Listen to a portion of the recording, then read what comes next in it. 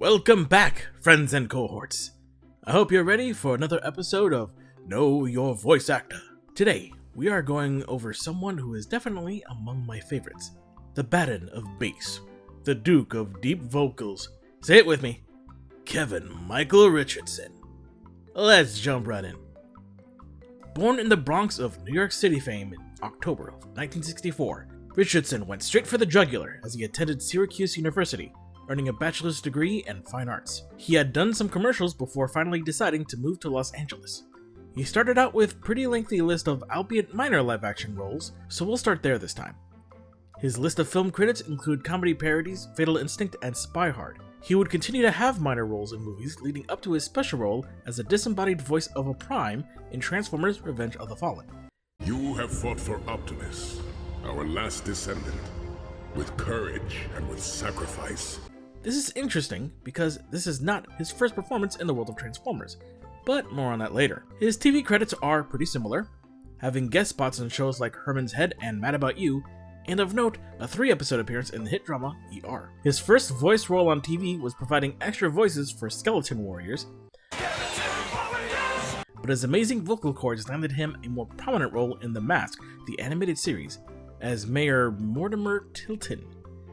A few more minor roles, including some work on Pinky and the Brain, Kevin would land another big role as Exile in the short-lived comedy Road Rovers.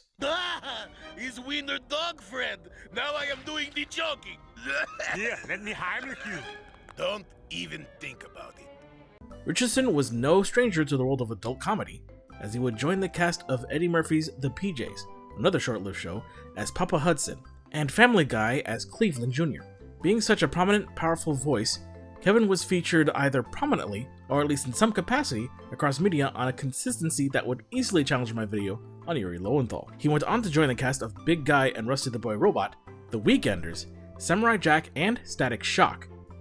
He would also play a supporting role as Dr. Payne in Disney's popular animated series, The Proud Family. Anything for you, Sugar Bear. She's gonna be okay, itty bitty. In about a month! Though we're still in the section about animated series, this next role actually started as a movie. Captain Gantu, the gargantuan antagonist in Lilo and Stitch. He would revise the role in the animated series as a recurring villain. Speaking of villainy, a few years later, he was given the most unlikely role for someone with such a deep voice, but something he pulled off quite well, at least in my opinion. Joker from The Batman. What rational being dresses like you?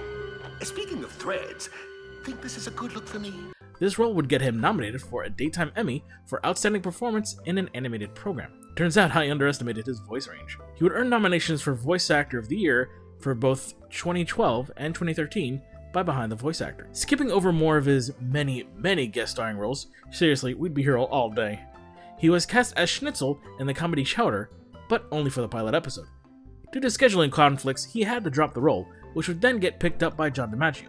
Stay tuned for that episode. Pushing forward even more, Kevin continued to bring the thunder to roles like Bishop in Wolverine and the X-Men, and Roadblock in G.I. Joe Renegades. But now, we're talking about one of my more obvious favorite roles, Bulkhead in the fan-favorite series, Transformers Prime. Not even Scraplets. Look, soldier, you know as well as I do there's the mission, and the reason why you take the mission. Honor. Duty. Family. Which is why you need to do whatever it takes to finish this job and come home safely. You're right, Fowler. I gotta dig deep. For the other bots. For Miko. This technically isn't his first role for the Transformers franchise. That honor actually goes to Omega Supreme in Transformers Animated. But that was actually a guest appearance, not quite as prominent. It would be many years after this he would provide his voice to the third Transformers movie. Richardson continued to crush it, either getting big roles, such as Kilowog in the ill-fated Green Lantern cartoon, or guest starring in major franchises, including both incarnations of the Avatar franchise. His next big role of note was as the Shredder in the 3D animated Teenage Mutant Ninja Turtles produced by Nickelodeon. There is undoubtedly a fascinating story in how my old nemesis came to teach ninjutsu to 4 mutant turtles. Perhaps I will let one of you live long enough to tell it. Moving on to another significant role, Guardians of the Galaxy had become popular after their first movie premiered, prompting Disney to create an animated series, in which Richardson was cast as Groot. Oddly, he was not brought back for Marvel Rivals. Such a shame. Continuing to bring all sorts of characters to life, his filmography would grow to include Jabba the Hutt thanks to the roles in LEGO Star Wars All-Stars and Summer Vacation. His most current listed role is Sebastian in the new Ariel preschool series. Ariel, we don't know what I'm going to do. Tomorrow is Atlantic Day and a song and your father and I don't know what it is.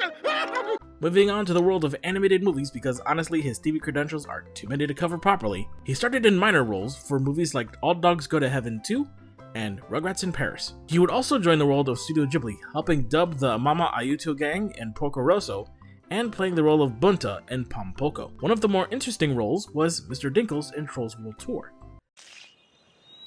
I told you we needed more glitter. A few minor lines that were nonetheless impactful. And speaking of his vocal range, he was Kamek, one of the minions of Bowser, villain of the Super Mario Bros. Movie. Behold, the king of the Koopas! I tell ya, this guy is good. Moving through direct-to-video, he would continue his role as Captain Gantu in the Lilo & Stitch sequels, but he would also get cast as Barney Rubble in the Flintstones on the Rocks. Outside of his recurring roles, Richardson would join the cast of Afro Samurai Resurrection and get cast as Korg in Planet Hulk. Though he would not always maintain the role of Groot, he was still able to bring the alien flora to life in LEGO Marvel's Avengers Mission Demolition. In the world of video games, Richardson would continue to show his prowess, getting cast across the board in games like Fallout 2, Baldur's Gate, and Star Wars Force Commander. He would also have more recurring roles for characters brought to life in other media, such as Captain Gantu in the Lilo & Stitch games, which I didn't even know existed. Jumba, I've finally caught up with you. Oh, and how convenient.